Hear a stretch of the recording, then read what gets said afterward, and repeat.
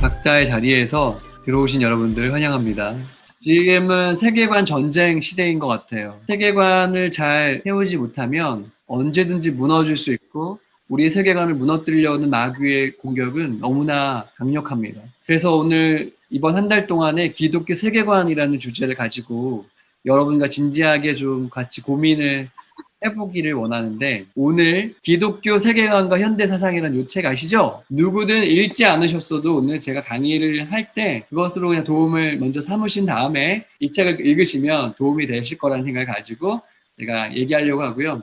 기독교 세계관에 대한 강의로 한 달 동안 같이 하려고 하고요. 화면 보시면 뭐죠? 동성애. 무지개 하는 장면의 그 깃발이죠. 무지개는 사실은 하나님의 언약의 상징인데 얘네들이 그냥 나쁜 의미로 써버렸어요. 너무나 안타까운 일이고, 또 동성애에 대한 이게 이제 목소리가 점점 커져가지고 또 교육에서도 이거를 가르쳐야지만 되는 사회가 지금 우리 아이들이 직면하고 있는 사회죠. 저를 포함한 어머님 세대는 이런 거에 대한 도전이 거의 없었어요. 그렇죠? 뭐 남자와 남자 아이들의 그 우정 굉장히 아름답잖아요. 그렇죠? 그 초등학생들, 중학생, 고등학생 때의 남자와 남자들 간의 어떤 그 우정이 되게 아름답거든요. 그런 거 되게 여자과 여자들 간의 어떤 우정도 굉장히 아름다운 우정, 친구 간에. 근데 이런 게 이제 되게 많이 경계선이 애매해졌죠.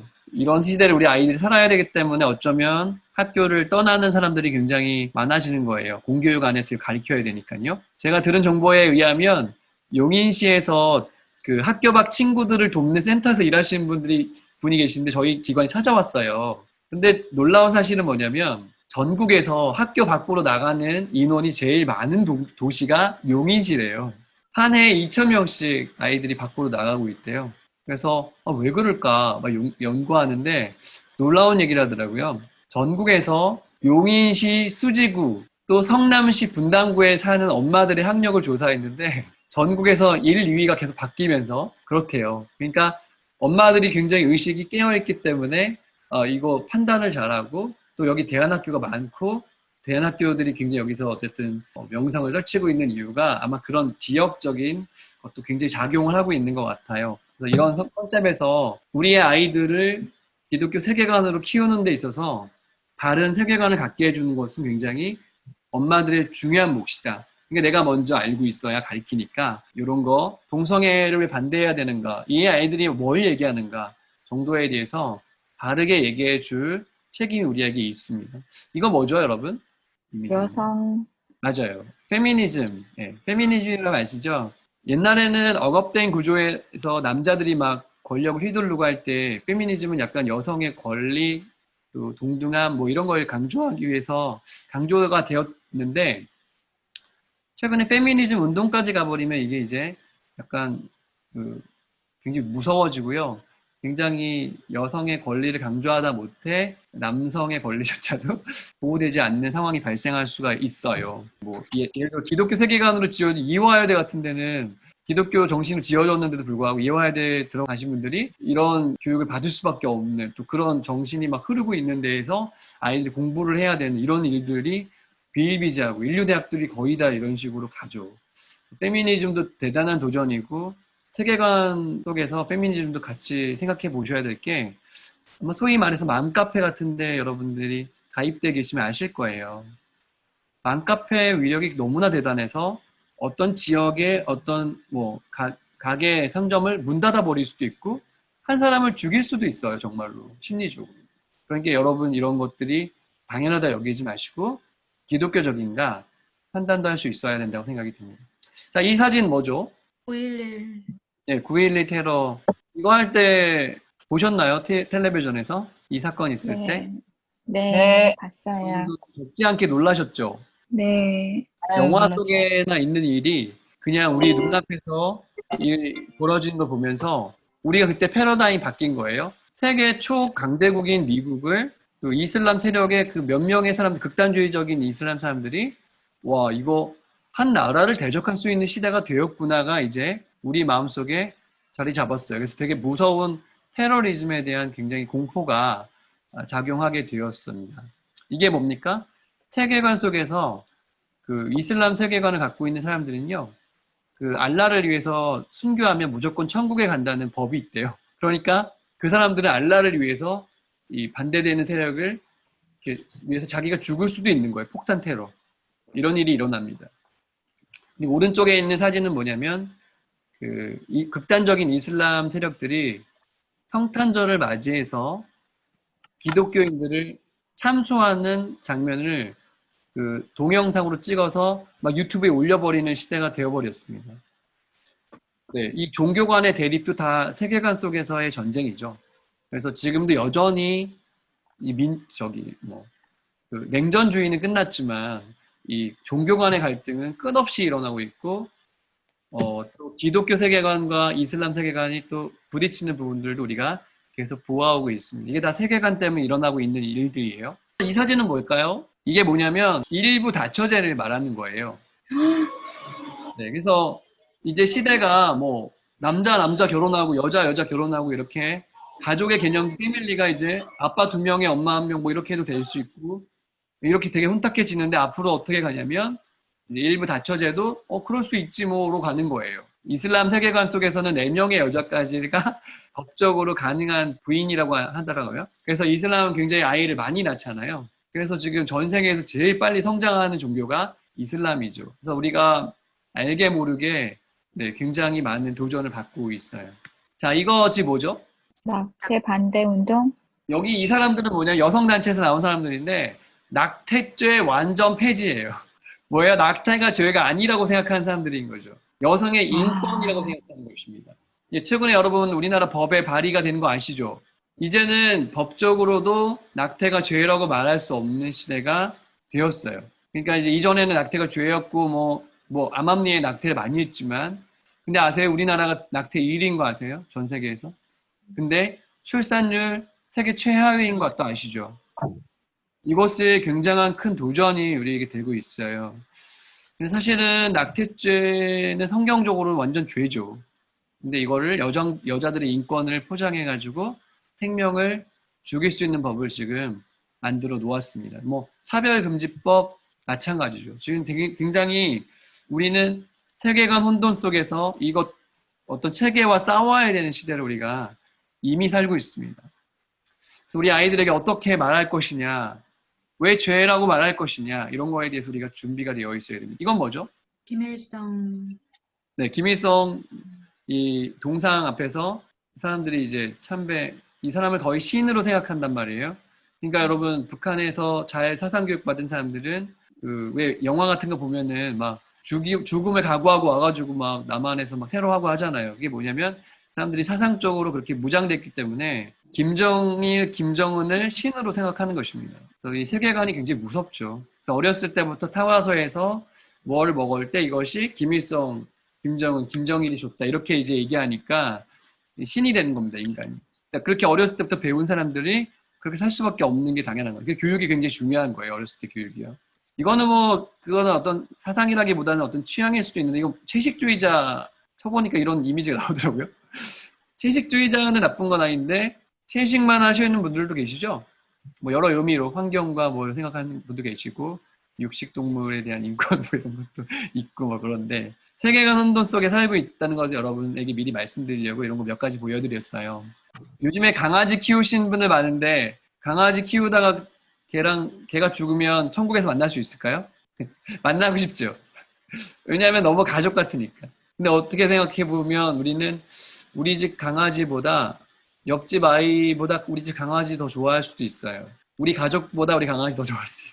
뭔가 주객이 전도되면 조금 곤란한데 우리는 이런 시대를 이미 살고 있는 것을 미리 말씀을 드립니다. 제가 이 책에 대해서 강의하기 전에 몇 가지 책을 미리 좀 소개를 해드리고 가면 좋을 것 같아서 책 몇 권을 소개해드립니다.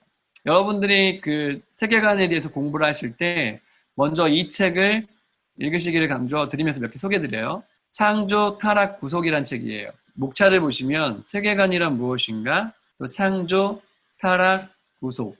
그래서 어떻게 보면 기독교 세계관의 기초를 아시려면 이 책을 읽으시면 좋겠고요. 2명이 공조했어요. 알버트 월터스하고 마이클 고인이라는 분이 같이 공조했습니다. 주로 이 세계관에 대한 책들은 북미에서 많이 저서가 되었고요.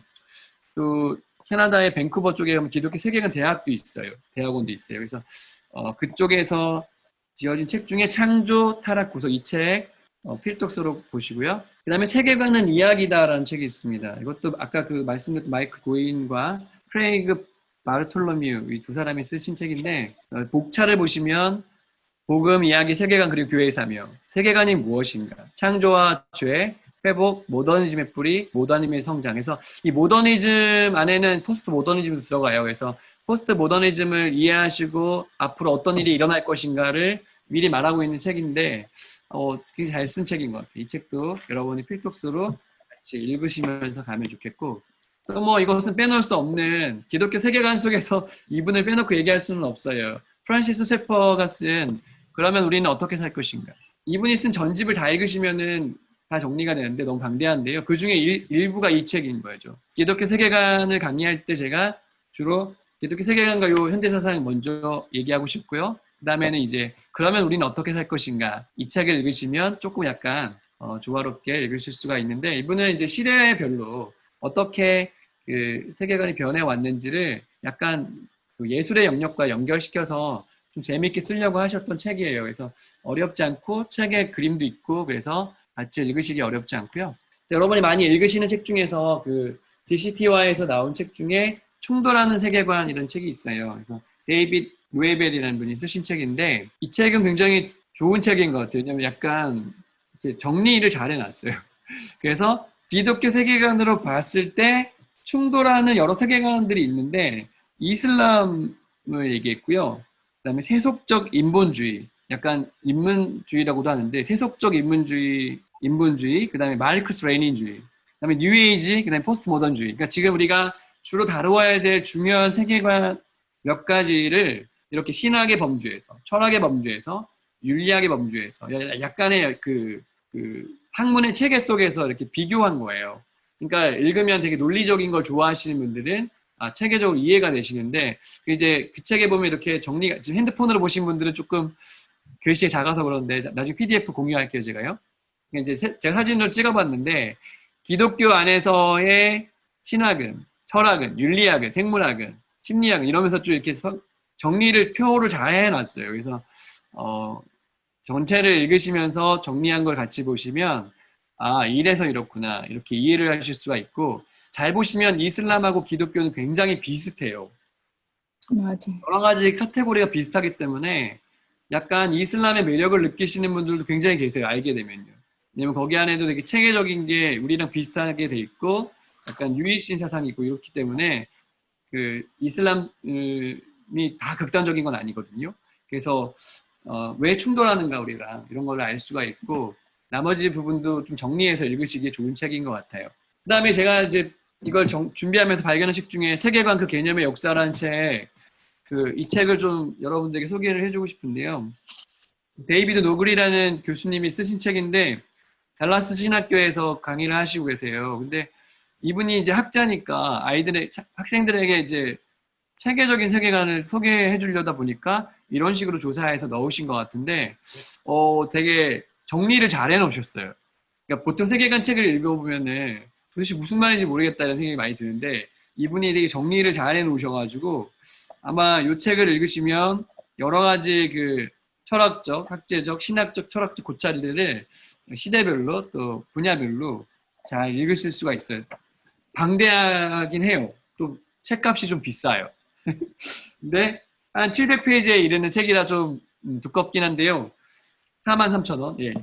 근데 이 책도 같이 보시면 도움이 많이 되실 것 같아요. 그다음에 제가 이제 굳이 이 책을 마지막에 소개하는 이유는 기독교 세계관 현대사상이라는 제임스 사이어의 책은요.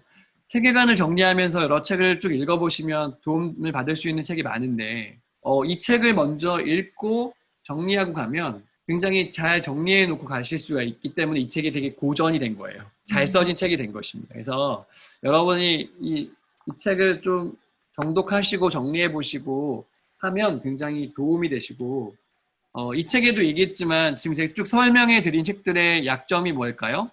기본적으로 다 서양 사람들이 썼다는 거예요. 그렇기 때문에 우리가 지금 머릿속에 아니면 문화 속에 가지고 있는 유교라든가 불교라든가 이런 부분은 약간 정리되지 못한 부분이 많이 있어요. 그러니까 서양의 입장에서 봤기 때문에 우리들의 세계관 속에서 존재하고 있는 것들이 굉장히 또 다르게 느껴질 수가 있습니다. 그래서 여러분들이 세계관 정리할 때는 이런 서양적인 책들도 읽으시고 또 한편으로는 우리나라에서 우리나라의 그 강사들 중에도 많은 분들이 이제 책을 내기 시작하는데 조이 선교에서 나온 세계관을 분별하라 이 책에 보시면 안점식이라는 분이 쓰셨는데 여기에 보면 굉장히 그 동양에 있는 그 우리가 지금 접하고 있는 우리가 좀 마음속에 자리하고 있는 문화적으로 자리하고 있는 동양적인 사상에 대해서 유교, 제사, 노자, 애니미즘, 증산교, 대순진리회, 점성술 이런 게 있잖아요. 그런 부분을 잘 정리해 놓으셨고 영적 대결에 대한 책으로 쓰셨는데 이 책도 세계관 분별에 있어서 좋은 책인 것 같아서 소개를 해드립니다. 그 나머지 뭐 한 가지 더 소개해드리면 슬라이드 없지만 그 최영준 교수님이 쓰신 성경적 세계관 강의라는 책이 있어요. 이 책이 그 한동대에서 이분이 아이들에게 세계관 강의하시면서 쓰신 책인데 여러 책들을 읽으시고 정리하신 거라서 여러분들이 정리된 책을 읽으실 때 좋고요. 또 사진도 들어있어서 읽으시면 굉장히 재미있어요. 그래서 세계관이 어렵다는 편견을 버리고 이렇게 좀 재미있다는 생각을 가지시고 들으시되 어느 거 하나가 다 정리하고 있지 않다라고 생각하시면서 오늘은 제임스 사이어가 말하고 있는 세계관에 정리된 내용을 함께 나눈다 이렇게 보시고 들으시면서 모든 내용을 다 정확하게 이해하실 수는 좀 없어요. 그러니까 개론적으로 이해하신 다음에 책을 읽어보시기를 권해드립니다. 자, 이제 제임스 사이어가 말하고 있는 책의 내용을 한번 살펴보겠습니다. 기독교 세계관과 현대사상 그 제목이 The Universe Next Door예요. 그러니까 그 우주 그 다음문이 뭐냐 이렇게 계속 다음문을 통과한 것처럼 우주가 전개되어 왔다. 우리 사상이 뭐 이렇게 정리한 책인데 우리나라 말로는 이렇게 정리한 거죠. 네, 내용을 한번 보겠습니다. 세계관의 차이라는 챕터의 내용에 보면은 처음에 나오는 시 중에 하나가 뭐냐면 이 스티븐 크레인이라는 분이 쓰신 그 시가 나옵니다. 시에 보면 이렇게 나오죠. 한 남자가 우주에게 말했습니다. 우주에게 선생님 저는 존재합니다. 그러나 하며 우주는 대답한다. 그 사실은 나에게 아무런 의무감도 일으키지 않니. 이게 이제 하나님의 영역을 배제한 일반적인 사람들이 느끼는 우주를 향한 하나님을 떠난 사람들이 느끼는 공허함을 얘기해주고 있는 내용이에요. 하지만 비교하고 있는 게 뭐냐면 시편 8편에 있는 다윗의 시예요. 그래서 한번 여러분 같이 저랑 같이 이 고백을 다윗의 고백을 우리의 고백으로 한번 1절부터 9절까지 같이 읽어볼게요. 시작. 여호와 우리 주여 주의 이름이 온 땅에 어찌 그리 아름다운지요. 주의 영광이 하늘을 덮었나이다. 주의 대적을 말미암아 어린아이들과 젖먹이들의 입으로 권능을 세우시며 이는 이는 원수들과 보복자들을 잠잠하게 하려 하심이니이다. 주의 손가락으로 만드신 주의 하늘과 주께 베풀어 두신 달과 별들을 내가 보니 사람이 무엇이기에 주께서 그를 생각하시며 인자가 무엇이기에 주께서 그를 보시나이까. 그를 하나님보다 조금 못하게 하시고 영화 종기로 관을 씌우셨나이다. 그의 손으로 만드신 것을 다스리게 하시고 그를 그의 발 아래 두셨으니 곧 모든 소와 양과 들짐승이며 공중의 새와 바다의 물고기와 바닷길에 다니는 곤충이다. 여호와 우리 주여 주의 이름이 온 땅에 어찌 그리 아름다운지요. 아멘이시죠? 아멘. 이렇게 우리는 하나님을 믿기 때문에 하늘을 보아도 하나님의 영광이 보이고 작은 걸 보아도 하나님의 영광이 보이고 그래서 오늘 아무것도 없어도 우리 행복할 수가 있고요. 기쁠 수가 있는 게 바로 하나님 안에 우리가 있기 때문에 그렇다는 거 기억하시면서 제임스 사이어가 왜 이 책을 썼느냐. 먼저는 기본적인 세계관을 개요하기 위해서 썼다는 거고요. 그다음에 세계관이 어떻게 변해왔는지를 추적해보면서 썼고요. 그 다음에 이제 이분이 맨 처음에 쓰지는 않았어요. 포스트 모더니즘은 원래 지필에 없었는데 나중에 개정하면서 집어넣은 거예요. 포스트 모더니즘 사상이 이제 우리 삶에 들어왔기 때문에. 그래서 포스트 모더니즘이 어떻게 바뀌어 왔는지를 기술하려고 썼고요. 그 다음에 더 중요한 거는 우리의 세계관을 온전하게 할 뿐 아니라 타인들의 세계관은 어떤지를 알고 그것을 잘 가르쳐주기 위해서. 그래서 남도 알고 우리도 알기 위해서 이렇게 썼습니다. 이 지필의 목적을 갖고 있다. 기억해 주시고, 그렇다면 월드뷰가 뭐냐, 세계관이 뭐냐 할 때 이분이 정의한 것입니다. 한번 같이 읽어보겠습니다. 시작. 이야기의 형태로 혹은 실제 근본적 구성에 대해 우리가 보유하고 있는 일련의 전제로 표현되는 것으로서 우리가 살고 움직이는 몸담을 수 있는 토대를 제공해주는 하나의 결단이요 근본적인 마음의 지향이다. 이렇게만 읽으시면 하나도 모르겠죠? 네.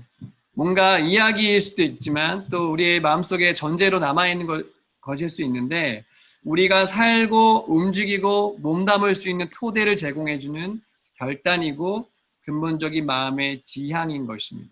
그래서 여러분이 홈스쿨을 선택하시고 또 자녀를 믿음으로 키우기 원하시고 이런 여러 가지 결단이 뭐냐면 이 세계관 속에 들어있는 것이죠. 그래서 여러분들은 처음부터 그러지 않으실 수도 있어요. 태어날 때 기독교가 아닐 수도 있잖아요. 그래서 예수님을 믿고 주인으로 삼게 되면서 크리스천 월드뷰로 들어오는 것이죠. 그래서 여러분 먼저 세계관의 정의가 뭔지 한번 정리하고 갔고요. 제임스 사이어가 지금 여러 가지 그 세계관 속에 질문을 던지는 것은 이런 질문이에요. 첫 번째는, 야, 이 세상에 진정으로 참된 최고의 실제는 무엇인가? 좀 어려운 말이긴 한데, 신에 대한 존재에 대한 얘기죠. 진정으로 참된 최고의 실제는 뭘까? 두 번째는 외부의 실제, 즉 우리를 둘러싼 세계의 본질은 무엇인가? 그리고 인간은 무엇인가? 그럼 사람이 죽으면 어떤 일이 일어나는가? 지식이 가능한 까닭은 무엇인가? 그러니까 지식이 이게 왜 필요한가, 그런 거죠. 그 다음에 무엇이 옳고 그런지 어떻게 알 수 있는가? 그 윤리에 대한 거예요. 그러니까 뭐가 옳고 그르냐를 어떻게, 그러면 무엇으로 근거로 할 거냐? 나머지 7번째는 인간의 역사의 의미는 무언가? 그러니까 지금 역사가 흐르고 있는데 의미가 있는가 과연? 그것을 각각의 세계관에 던진 거예요, 질문을. 먼저는 그래서 기독교 세계관부터 이 질문에 대한 답을 쓴 것이죠. 쓰지 마세요. 나중에 제가 이 PPT 드릴 거니까요. 그냥 듣기만 하셔도 좋습니다. 그래서 첫 번째는 기독교 유신론입니다. 제목을 어떻게 썼냐면 하나님의 장엄으로 가득 찬 우주예요. 이 온 삼라만상을 다 보면 하나님이 손대신 게 얼마나 아름답습니까? 지나가는 나무가 시절을 쫓아서 색깔이 변하는 것도 너무나 아름답고요. 지금 우리가 보고 있는, 즐기고 있는 자연 만물이 하나님의 질서 안에서 정교하게 움직이죠. 그래서 아름다운 것입니다. 밤하늘에 떠있는 별을 보십시오. 그것을 다 지으신 분이 주님이라고 느끼면 우리는 놀라움으로 차게 되어 있습니다. 여러분, 아름다운 자연 속에 가보세요. 얼마나 그 마음이 웅장해지는지 몰라요. 우연히 만들어졌다고 하기에는 너무나 아름답습니다. 그러니까 하나님의 장엄으로 가득 찬 우주를 생각하는 것이 바로 우리 기독교인들의 세계관인 것이죠. 자, 그러면 그것을 한번 정리해서 한번 보면요. 아까 그 말씀드린 7가지 질문에 대한 답이 지금 나오는 거예요. 기독교 유신론의 기본 내용. 첫 번째 읽어주세요. 시작. 하나님은 무한하시고 삼위의 인격이시며 초월적이고 내재적이며 전지하시고 주권자이시며 선이시다. 하나님은 무에서 우주를 창조하셔서 개방체계 속에서 인과율의 일치체로 운행하도록 하시다. 1번만 얘기할게요. 하나님이 무한하시다. 여러분 믿으세요? 아멘. 한계가 아멘. 없으신 분이라는 거죠. 하나님은 한계가 없으시다. 여러분 인격인 거 믿으세요? 네. 네. 삼위로 존재한다는 거 믿으세요? 네. 삼위일체 하나님 우리가 믿어요. 그분이 인격이세요. 인격이란 뭐냐면 서로 교제한다는 거거든요. 하나님 홀로 계실 때조차도 삼위로 존재하시고 그로 충분했다는 거예요. 그리고 초월적이라는 건 뭐냐면 하나님이 이 세상의 그 카테고리 안에 들어오신다는 것입니다. 여러분 기도를 왜 하시죠? 하나님이 초월적으로 우리의 삶 속에 역사한다고 믿기 때문에 그런 것이죠. 여러분 근데 제가 신앙을 해보고 목회를 하고 여러 패러다임을 보니까 초월하신 하나님의 존재를 인정하지 않는, 그러니까 말로는 인정하는데 삶으로 인정하지 않는 사람들이 생각보다 많은 거 여러분 느끼세요? 예, 기도하지 않는 거, 초월하신 하나님을 믿지 않는, 내재적인 거를 믿지 않는 거죠. 우리 삶에 간섭하시는 것. 그러니까 앞으로 뒤에 나오는 세계관 속에 보면 하나님이 우리의 세계관, 우리 삶 속에 들어오신다고 믿어요. 그래서 홍해가 갈라진 거죠. 아멘. 예수님이 바다 위를 걸으신 거죠. 죽은 나사로를 살리신 거예요. 초월하시니까. 하나님이 전지하시다 할 때는 모든 걸 다 알고 계신다. 또 주권자이시며 선이시다. 우리가 하나님이 God is good. 하나님이 선이라고 믿기 때문에 하나님 믿는 거죠. 그리고 마지막에 심판하실 거를 믿기 때문에 우리가 하나님을 믿는 거예요. 근데 하나님 없는 사람들은 무엇을 믿어야 될까? 그러니까 결국 믿을 게 존재하는 거 그리고 나밖에 없는 거예요. 그러니까 사람의 기준인 것이죠. 우리는 완전 다른 패러다임 갖고 있다는 거. 자, 여러분 이거 다 동의하시고 아멘 하실 거라 믿고요. 이 책에는 더 자세하게 써여 있어요. 그러니까 더 자세한 내용은 책을 읽으시라는 말씀을 드리고 2번 한번 읽어보겠습니다. 시작. 하나님은 무에서 우주를 창조하셔서 개방체계 속에서 인과율의 일치체를 운행하도록 하셨다. 네. 갑자기 머릿속이 복잡해지시면서 이게 도대체 무슨 말이냐 네, 설명해드리면 하나님이 무에서 우주를 창조하셨습니다. 그러니까 진화론자들은요 그냥 우연히 물체가 생겼고 거기서 사람까지 나올 수도 있다 뭐 이렇게 하잖아요. 우연을 얘기하지만 그 시작은 얘기할 수 없어요. 근데 하나님이 정확하게 무에서 우주를 만드신 거예요. 아멘. 네, 우연히 만들어진 게 아니라 하나님이 디자인해서 창조하셨다는 것을 우리는 믿는 것입니다. 그리고 개방 체계 속에서 이게 무슨 말이냐면 개방 체계가 있다는 거, 오픈 시스템이 있다는 거는 닫힌 시스템도 있다는 거거든요. 하나님이 역사 속에 들어오신다. 우리는 믿는 거예요. 우리 기도할 때 개입하신다 믿는 거가 바로 개방 체계거든요. 우주를 만들어 놓고 거기에 개입하신다.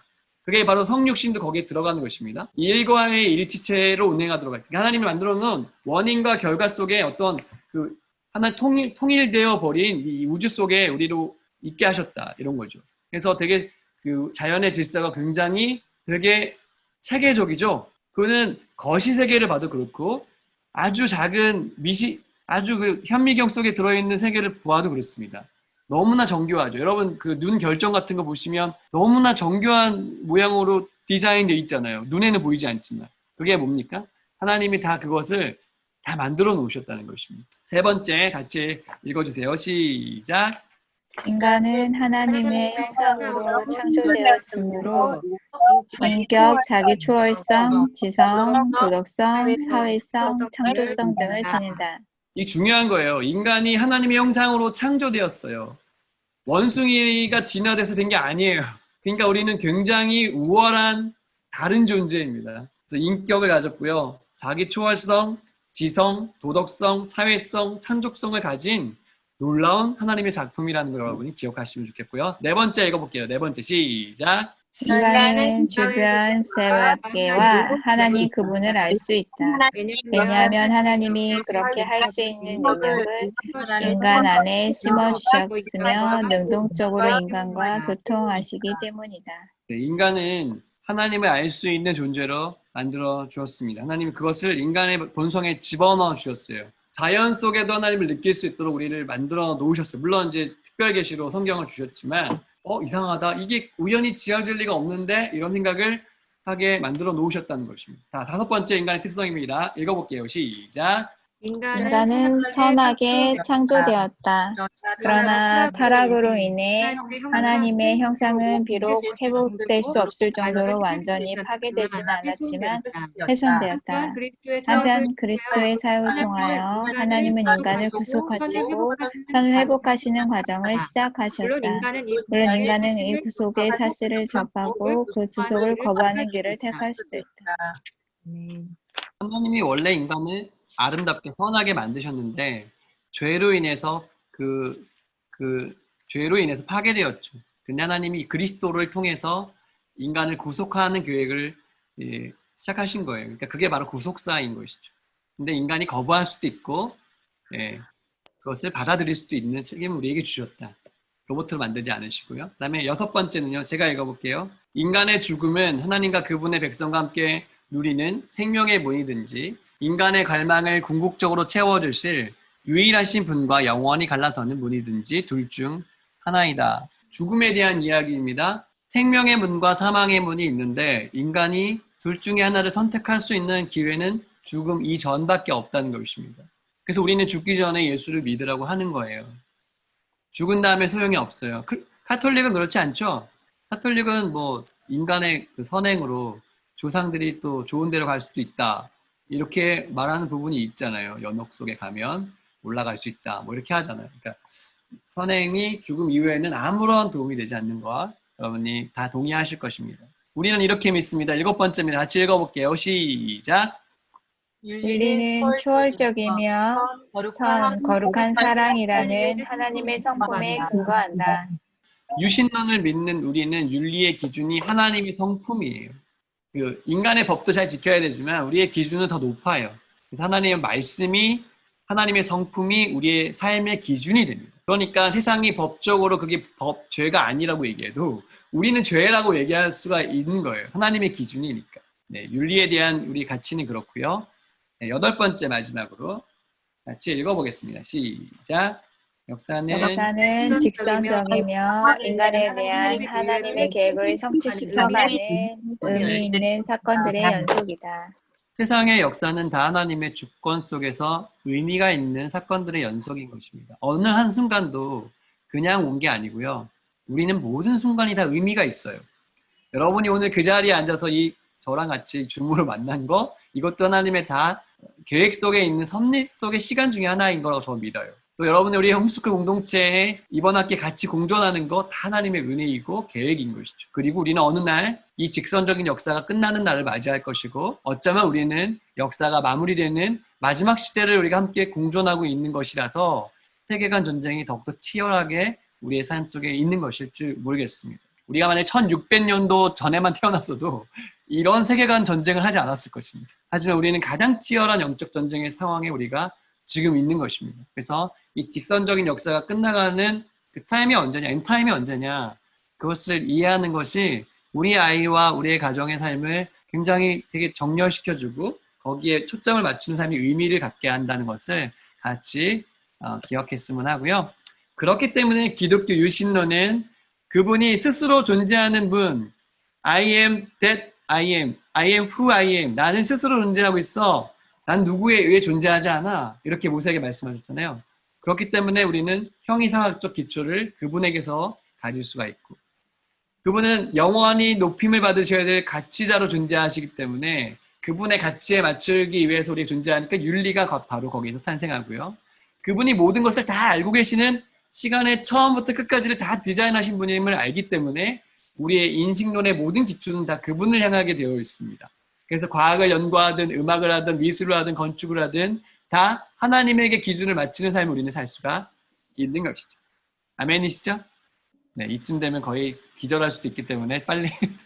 그래서 이제 그 시로 하나님의 장엄이라는 시가 있는데 여러분 한번 읽어보세요. 그래서 그레인저가 장엄이에요. 여러분 그레인저 타고만 다니지 마시고 하나님의 장엄함을 이렇게 노래한 걸 한번 같이 시로 한번 읽어보시면서 우리 주님이 얼마나 놀라우신 분인가, 얼마나 놀랍고 장엄하신 분인가 생각해 보시면 좋겠고요. 저와 여러분을 지으셨을 때 그냥 짓지 않으시고 한 명 한 명 디자인하셔서 독특한 그 성품과 모양을 갖게 하셨잖아요. 그것이 여러분 되게 다 걸작품들이십니다. 그래서 이 하나님의 장엄함을 서로에게서 보시고 자연을 통해서 보시고 이 우주의 역사를 운행하시는 그 주님의 섭리 안에서 보시면 우리의 삶은 굉장히 아름답고 풍요로워질 수가 있습니다. 자, 이제 지금 좀 기절하실 수 있을 것 같아서 그룹 토의 시간을 드리려고 합니다. 도대체 무슨 얘기를 하라는 거냐, 이제. 제가 이런 얘기를 하라고 됐어요. 여러분이 생각하는 기독교 유신론, 나는 어떤 기독교 유신론을 갖고 있는데 나는 언제 이것쯤을 받아들이게 된 것 같다. 언제쯤. 그러니까 나는 예수님을 언제 믿고 구원받아서 요거 알게 된 것 같다. 아니면 지금 처음 알았다. 뭐 이런 거. 예, 이런 거 한번 서로 간에 예수님을 어떻게 기독교 유신론으로 받아들이게 되셨는지. 그리고 어려운 질문일 수도 있는데 이 기독교 세계관을 유신론을 어떻게 자녀에게 설명해 줄까? 여러분은 어떻게 하고 계세요? 이런 실제적인 얘기를 해주시고 그룹 토의 하실 때 뭐 질문이라든가 이런 게 있으면은 이렇게 저한테 저희 그 채팅으로 알려주시면 또 제가 강의 이어가면서 해보도록 하겠습니다. 지금부터 20분 동안 25분 할까요? 25분 동안 같이 나눔하시겠습니다. 그룹으로 모여주시면 감사하겠습니다. 유신론 할 차례인데요.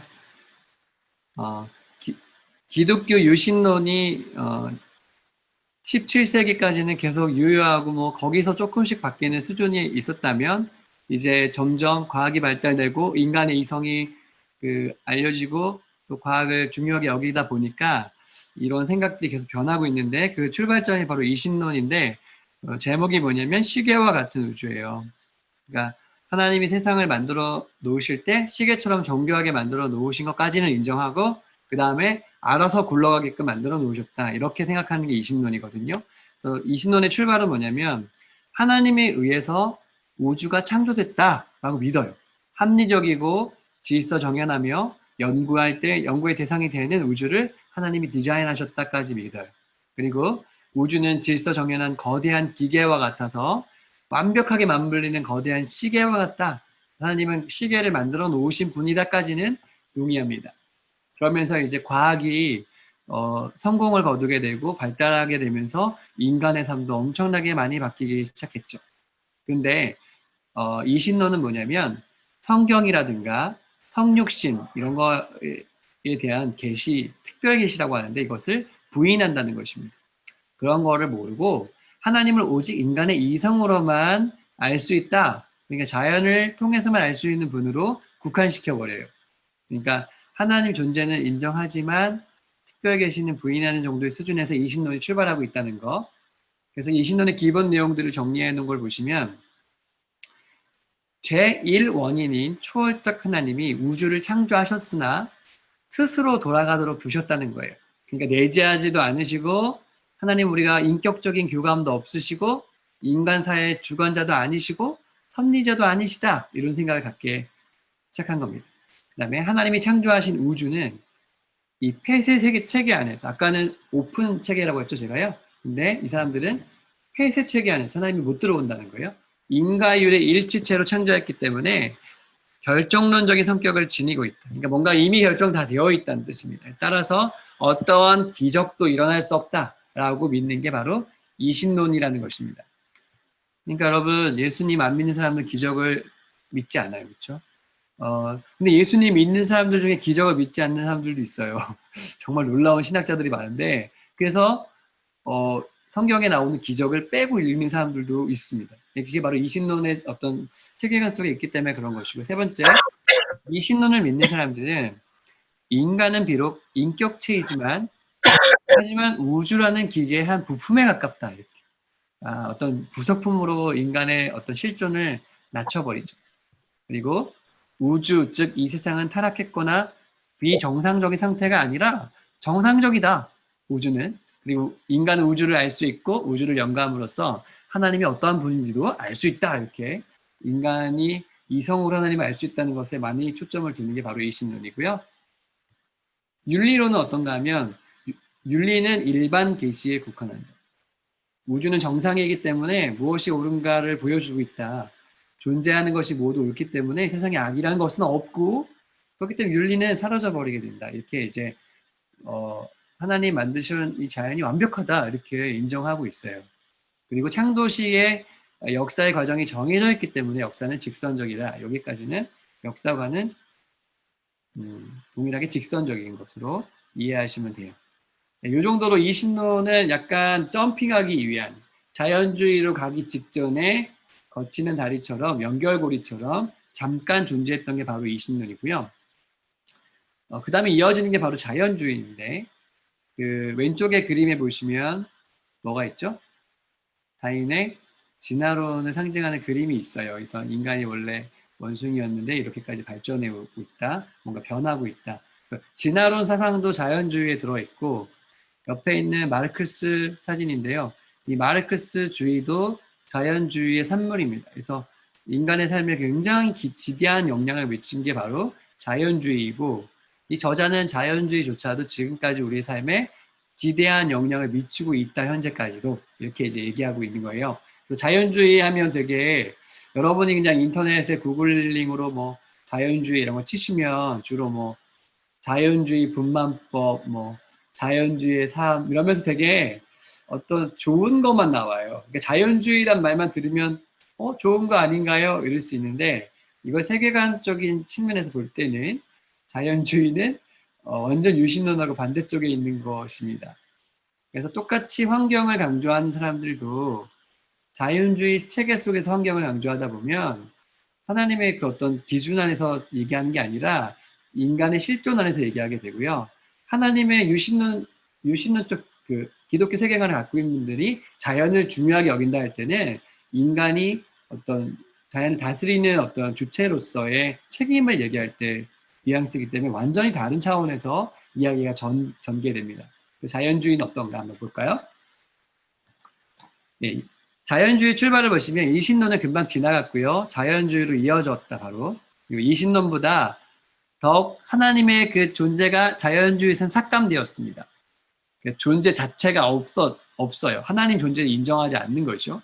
그러니까 이신론보다 자연주의는 더 기독교랑 완전 반대쪽인 거예요. 그리고 인간의 이성만을 진리에 대한 유일한 판단의 기준으로 세운다. 그리고 하나님을 우주의 창조자 정도이고 예배나 인간의 예배나 우주 등의 인격적인 관심이 없는 분으로 하나님을 아예 그냥 배제시켜버리는 쪽으로 출발을 하고 있습니다. 첫 번째 자연주의는 이렇게 얘기해요. 물질은 영원히 존재하며 존재하는 것의 전부이다. 신은 존재하지 않는다. 이렇게. 지금 보이는 물질은 중요한데 보이지 않는 하나님은 존재하지 않는 것으로 그냥 치부해버리는 것이죠. 우주라는 이 메커니즘은 폐쇄 체계라는 거예요. 어떤 초월자가 들어와서 뭔가를 할 수 없고 이미 닫혀버린, 정해져 버린 어떤 인과율 속에 존재하고 있다. 이렇게 인정하는 거죠. 인간에 대해서는 어떻게 생각하냐면 인간은 복잡한 기계이다. 인격이란 우리가 아직 완전히 이해하지 못한 화학적, 물질적 성질의 상호관계이다. 인간도 사람도 물질이고 단지 물질에 지나지 않는다. 유물론이죠. 이게 뭐예요? 인간의 어떤 하나님의 창조성, 하나님의 인격을 닮은 존재로서의 어떤 그 위대함을 약화시켜버리는 어떤 기계의 부속품 정도로 생각하는 것이죠. 그러니까 죽은 것은, 사망은 인격과 개체성의 소멸이니까 인간이 물질로 구성되어 있으니까 죽어버리고 물질이 없어져 버리면 인간은 사망하면서 그냥 자체가 소멸돼 버린다. 그러니까 인간의 영원성조차도 부인하게 되는 게 바로 자연주의 기본 설명인 것입니다. 그러니까 지금 자살하고 이런 게 늘어나잖아요.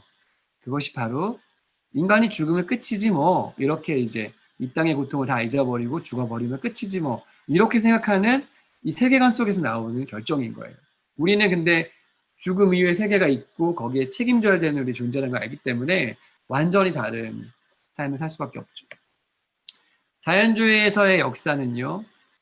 모든 것이 원인과 결과에 의해서 연결된 사건들의 직선적인 연결이지만 어떤 목적을 갖고 있지는 않다. 그냥 어떤 목적, 하나님이 어떤 부여한 목적에 따라서 움직이고 있는 게 아니라 그냥 인과의 속에 돌아가고 있는 기계가 같다는 느낌인 것이죠. 윤리는 단지 인간에게만 관계된 것인데 선한 행동이란 집단이 승인하고 생존을 증대시키는 것이다. 이거 여러분 보세요. 선한 행동이란 집단이 승인하고 생존을 증대시키는 것이라고 보면 이게 이제 선의 기준이 하나님 말씀이 아니기 때문에 다수의 폭력이 가해질 수 있는 것이 여기에 들어오죠. 그리고 적자 생존의 논리가 들어와요. 그러니까 강한 자만이 살아남게 되는 것이 당연한 것이다 라고 보고 그 진화론적 요소가 들어오고 그러니까 이제 많은 사람들 대량학살하는 그 히틀러와 같은 생각이 들어오는 것입니다. 그리고 공산주의가 여러분 참고할 때 그 소련이나 중국에서 얼마나 많은 사람들을 죽였어요? 그것이 바로 사상 때문에 그런 거예요. 윤리 때문에. 그러니까 집단이 승인하니까 그것을 없애버릴 수도 있다라고 생각하는 것입니다. 그러니까 기본적으로 인정된 건 인간의 생존이다. 이것만 이제 인정하는 것으로 자연주의가 잘못된 방향으로 간 거죠. 그래서 자연주의가 나타나는 두 가지 모습을 제임스 사이어가 얘기하고 있는데 첫 번째 모습이 세속적 인문주의입니다. 세속적 인본주의라고도 해요. 그리고 또 하나의 모습은 마르크스주의. 아까 저희 맨 처음에 사진에 나왔던 대로 설명을 한번 보면은 이 세속적 인문주의는 두 가지가 있는데 기독교 인문주의도 있고 세속적 인문주의도 있어요. 그러니까 존 칼빈이라든가 섹스피어, 밀턴 이런 사람들과는 다른 쪽에 있는 인문주의인 거예요. 그러니까 인문주의자 선언이라는 게 있거든요. 거기에 준하는 세속적 인문주의 형태로 자연주의가 반응했다. 그리고 또 하나의 형태는 마르크스주의인데요. 이 마르크스가 주장한 거에 여러 가지 영향을 받은 사람들이 여러 가지 모습으로 나타나는데 이 마르크스는 헤겔과 호이어바흐에게 영향을 받았어요. 이 포이어반은 어떻게 얘기했냐면 종교는 인간의 발명품이다. 만들어낸 거다. 그러니까 기능이 해롭다. 이렇게 말했고요. 포이어반은 자기가 먹는 게 그 자신이다. 이렇게 얘기하면서 이 마르크스주의 사상을 견고하게 세워주는 철학자들이 인 것이죠. 이 마르크스주의 사상을 보면요. 사적 소유를 인정하지 않아요. 아, 그쵸? 열심히 땀 흘리면 내 것이 되는 자본주의 사회를 인정하지 않습니다. 왜냐? 역사를 계급 투쟁의 역사로 인식하고 있어요. 뭔가 투쟁에서 계급 투쟁이 일어나야 된다. 자본주의를 없애야 된다. 자본주의 사회는 점점 더 생산적으로 되지만 부는 더 소수에게만 분배되고 부가 집중돼 구매할 수 없는 양보다 더 많은 물질이 생산될 테니 그러면서 많은 실업과 고통이 이루어지고 그러니까 약자였던 프롤레타리아들이 혁명을 일으킬 수밖에 없는 구조를 자본주의가 가지고 있다. 이렇게 본 거예요. 그래서 이 사람들이 꿈꾸는 건 뭐냐면 계급이 없는 사회입니다. 그런데 이것이 스탈린주의와 같은 압제와 비인간화의 결과를 낳았죠. 그러니까 엄청나게 많은 사람이 공산주의 때문에 죽었어요. 그리고 실제로 계급이 없는 사회가 이루어졌나요? 아니죠. 더 견고한 계급으로 위에 있는 몇 명의 사람들만 동물농장이라는 책에 보면 너무나 아주 우화적으로 잘 나와 있으니까 한번 읽어보시고 그러니까 이 사람들의 갖게 되는 어려운 점은 뭐냐면 왜 더 나은 사회를 위해서 일해야 하고 사회적 착취를 없애기 노력해야 되지? 이런 질문이 이제 생기는 거예요. 마르크스주의에는요. 그리고 인간의 탐욕, 경쟁, 시기는 모두 사회적 분열과 가난 때문에 생기는 것인데 이상사회에서는 이런 악이 제거될 거라고 믿는 거예요. 그러니까 자기네가 꿈꾸는 사회가 되면은 이런 악이 문제가 해결될 거라는 어떤 생각을 불어넣어 준 거죠. 그러니까 자연주의의 한계를 한번 지속성과 한계를 한번 찾아보면요. 자연주의는 정직하고 객관적인 인상을 주어요. 그러니까 오래 가는 거예요. 오래가. 일관성이 있어 보이니까. 근데 한계는 뭐냐면 우연에 의해 던져진 인간이 그런 가치를 창조할 수 있을까? 그리고 불분명한 기원을 가진 인간이 자신의 지적 능력을 신뢰할 수 있을까? 이런 질문을 던지게 되는 것이죠. 그래서 불완전한 인간의 토대를 둔 이 자연주의는 두려움을 낳고 그것이 바로 허무주의로 이어지게 되는 연결고리를 갖게 됩니다. 그래서 자연주의에 빠진 사람들이 결국 한계 속에서 두려움 속에서 허무주의로 가는 거예요. 그래서 허무주의 이 다음에 나오는데 이제 먼저 이제 여기까지만 오늘 해야 될 것 같은 생각이 드네요. 11시 반이니까 더 괴롭히지면 안 될 것 같고 못다한 부분은 제가 이 뒤로 이어서 하되 이제 그룹 토의 시간을 잠깐 드리는 게 좋을 것 같은데요. 다 들어보신 것 같아요.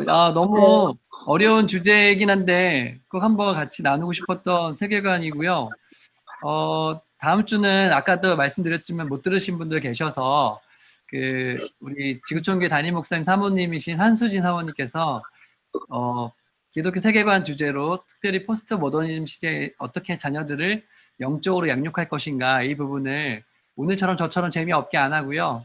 좀 더 현실적인 부분에서 강의해 주실 거예요. 여러 지금 아이들 픽업 하시랴, 뭐 카페 가시랴, 오시랴 여러 어려운 상황이 많이 있지만 즐겁게 참여해 주시면 고맙겠고요. 또 가셔야 될 분 계시긴 한데 그래도 한두 분 정도만 어떻게 하면 이 진화론이 이게 가르쳐지는 이 세상에서 창조론을 잘 가르칠 수 있을까? 이 얘기 좀 좋은 어떤 얘기 나누신 분 계시면 한번 얘기해 주실 수 있나요? 지금 서로 얘기하고 싶지만 참고 계신 거죠. 우리 지금 마이크 끄신 분들 중에 우리 강혜나 집사님 얘기하실 거잖아요 지금. 네?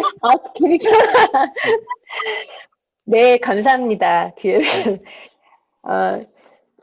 제가 충돌하는 세계관을 요즘에 읽고 있는데요. 거기서 되게 인상적이었던 게 세속적 인본주의 쪽의 얘기를 읽을 때 그쪽에서 학문 쪽에서 학계에서 굉장히 유명한 저명한 교수들이 지금 전 세계의 인문학계를 꽉 잡고 있다 이런 표현을 하면서 우리의 자녀들이 준비되지 않은 채로 세상에 나가면 기독교 세계관만 알고 다른 세계관을 알지 못하고 나가면 그러한 노련한 그 교수들에 의해서 설득당하고 만다. 그래서 준비시켜야 된다라는 표현이 있었어요.